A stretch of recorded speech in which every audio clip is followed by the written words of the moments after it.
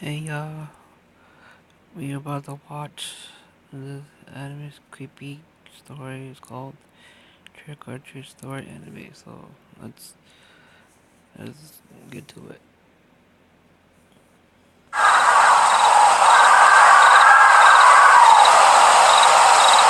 It was Halloween night of 2007, freshman year in high school, and I was with my friends Ivan, Ryan, and Jesse.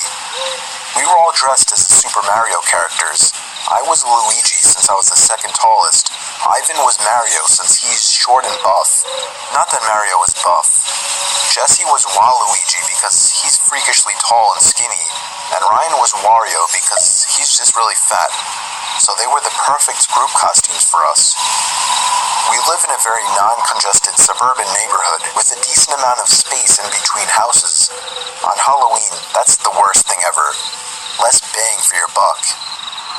We were trick-or-treating for hours, way past dark, and eventually came the time when most trick-or-treaters were heading home.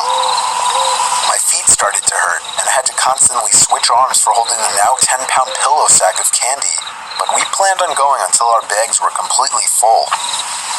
A lot of the houses by now weren't answering anymore. It was probably past their cutoff time for giving candy to trick-or-treaters. Approaching our next house, we saw a purple bucket on the stoop, which was the best feeling ever. I was the one to get close enough to realize it was empty, which was the worst feeling ever. I turned around when I heard a knock at the window of the house. We all looked at the window. Couldn't see anyone, but heard someone call out, "Wait." The door opened and an older man, late 40s, already balding, stepped outside. He told us to come inside so he can get us some more candy. I said we could just wait out here. He responded saying something along the lines of, "Nonsense, come on in, we'll get you your candy." Ivan stepped in and said, "It's alright, come on Dan, let's go." I told the guy to take care and apologized. He just stood there watching as we walked off, not saying anything. I felt bad, but at the same time, that guy seemed like a creeper, and I figured I just dodged a bullet not going in there. If the story ended there, it wouldn't be scary, so of course, it didn't end there. We skipped a few of the guy's neighboring houses just to get further away and continued on with our business. We were walking down close to the nature preserve now, so there weren't many houses around us. At this point, we were now walking back closer to Jesse's house. I noticed Ryan had stopped walking, and I turned around to see what's up. He said he heard someone moving from behind the trees in the preserve. Now, this was before everyone's phones had flashlights, so we couldn't just go searching in the woods for someone. Besides, we were just telling Ryan that it must have been a raccoon or something. You may think this is a bit of a cliche, but when things like this happen in real life, you always assume the more logical possibility. It's just natural. Why would we assume we were being followed? I had to put my arm around Ryan's shoulder and nudge him forward. A little ways down the street, me and Ivan picked up on the sound as well. When we all stopped, the sounds of the footsteps from beyond the trees stopped as well. Ivan yelled at the obvious stalker to go away, or we would beat the shit out of them. I knew he was just bluffing, though. I could hear the nervousness in his voice. The snap of a twig from beyond the trees triggered a fight-or-flight response in all of us. Me, Jesse, and Ryan all ran for it. Ivan was at first charging to attack, but he quickly followed after realizing we had all taken off.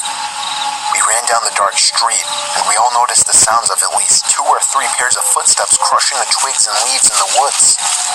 We banked it hard right down Jesse Street when it finally came up, and ran straight for his backyard, entering his house through the back door. The first thing we did was peek out through his living room window. We couldn't see anyone. We all had to gather our thoughts and discuss what the hell just went down in his living room, when all of a sudden we heard Jesse's backyard gate slam shut. Jesse dove to turn off the lights. There was a click and a bang from down in the den. It was more than likely Jesse's back door. We all agreed to go down armed with knives and face them. Jesse turned on his back door light, but there was nobody out there. Just then the front door opened, and we all screamed like animals. Jesse's mom and sisters came rushing downstairs. They had just gotten home from their friend's little house party. We all rested assured knowing it was just them. Jesse explained what happened, but made it seem a lot less dramatic. Me and Ivan went home after that and called it a night. At 12:30 a.m., I got a disturbing text message. It was from Jesse. It said, "It wasn't my mom." I texted back saying, "What?" He responded back quickly, saying, "It wasn't my mom in the backyard." My finger slammed the buttons on my phone, responding back, "What do you mean?" There was a long pause before he finally told me that his mom and sisters said they never went in the backyard.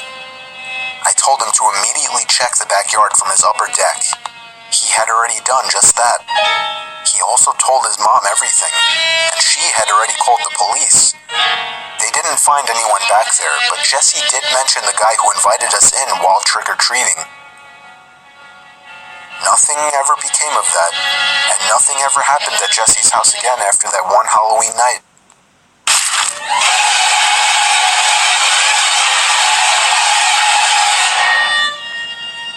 That was creepy. If you guys want to see more of that, let me know on the comment below.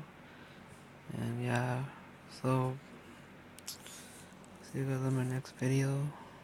So yeah.